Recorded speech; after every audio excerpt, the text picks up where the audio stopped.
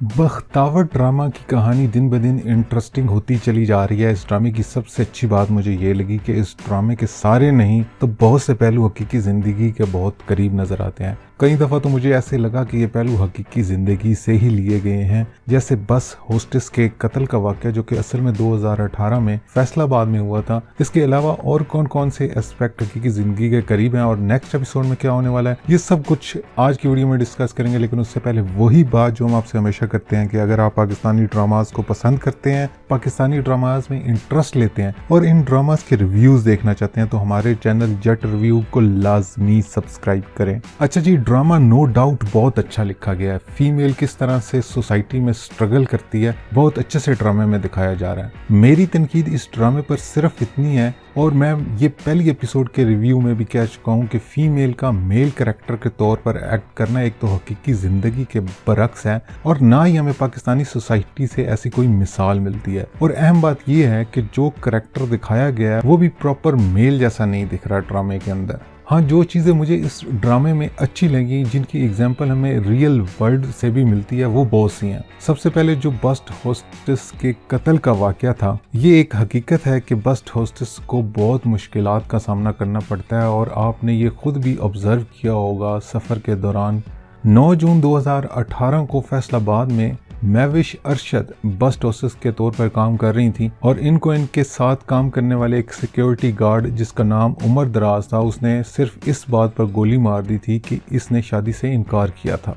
ये हमारे माशरे की एक ऐसी तल्ख हकीकत है कि अगर कोई लड़की शादी से इनकार कर दे तो हमारी ईगो बहुत हर्ट होती है और ये चीज़ें हम बर्दाश्त नहीं कर सकते और आपे से बाहर हो जाते हैं और फिर हमसे न जाने क्या क्या गुनाह सरजद हो जाते हैं। इसके अलावा रिश्तेदारों में भी यही हाल है कि अगर कोई लड़की किसी शादी से इनकार कर दे तो फिर इसकी करैक्टर असैसिनेशन की जाती है। और इस ड्रामे में भी ऐसा ही कुछ दिखाया गया है कि जब बख्तावर ने अपने मामू के बेटे रिजवान, जो कि ज़हनी तौर पर माजूर है, इसके रिश्ते से इनकार किया तो वो मामू से भागकर कराची चली गई। तो हमने बख्तावर की ममानी को ये कहते सुना कि वो बख्तावर को इतना बदनाम करेगी कि उसकी माँ खुद मिन्नत करेगी कि अपने बेटे से मेरी बेटी की शादी कर लो।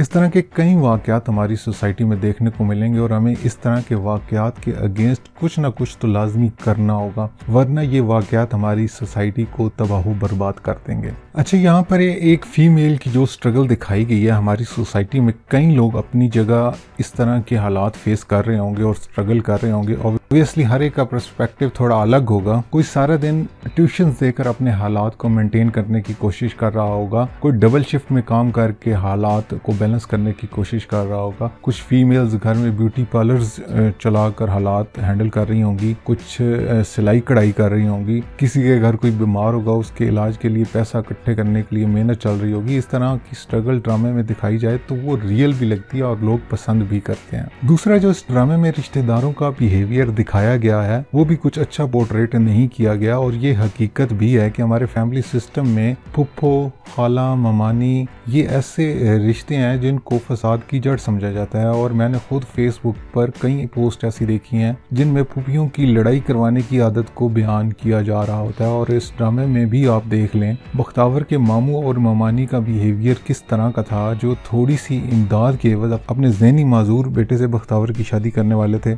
आप दूसरी तरफ बख्तावर की खाला और खालू का बिहेवियर भी देख लें, जो पैसे के लिए बख्तावर को इसके मामू के हवाले करने लगे थे। खैर, अब ड्रामे की कहानी यहाँ तक पहुंची है कि बख्तावर ने अपनी खाला के घर से भी फरार इख्तियार कर लिया है क्योंकि उसका खालू उसको उसके मामू के हवाले करने वाला था।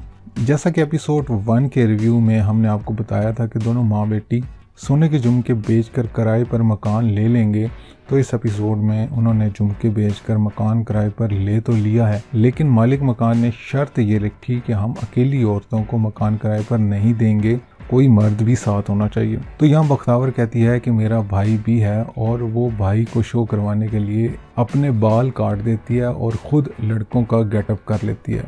और इस करैक्टर की, जैसा कि मैं आपको पहले भी बता चुका हूँ, मैं खुद पर्सनली इस करैक्टर के अगेंस्ट हूँ। एक फ़ीमेल को मेल के तौर पर एक्ट करवाना मेरे ख्याल से कुछ मुनासिब नहीं है। अब आगे क्या होगा नेक्स्ट एपिसोड में हम देखेंगे कि बख्तावर फुल फ्लैज मेल का करैक्टर निभाएगी और बिल्कुल एक मर्द की तरह बस में सफ़र करते हुए नजर आएगी। मोहल्ले के लड़कों से सलाम दुआ और दोस्ती करते देखा जाएगा इसको। ये वही लड़के हैं जो इसको लड़की होने की वजह से तंग करते थे, लेकिन अब बख्तावर लड़का बन चुकी है। वो लड़कों की तरह उनसे बात करने की कोशिश करेगी, इनके साथ बाइक पर सफ़र करेगी और लड़का बनकर अपने लिए जॉब भी तलाश कर लेगी। लेकिन जॉब में मेल और फीमेल वाले मसाइल तो फेस करने पड़ेंगे बख्तावर को। इन्हें मसाइल को फेस करते हुए दिखाया जाएगा नेक्स्ट एपिसोड में। और फिर बख्तावर का मामू और खालू भी बख्तावर का पीछा करते करते बख्तावर के घर तक पहुंच जाएंगे।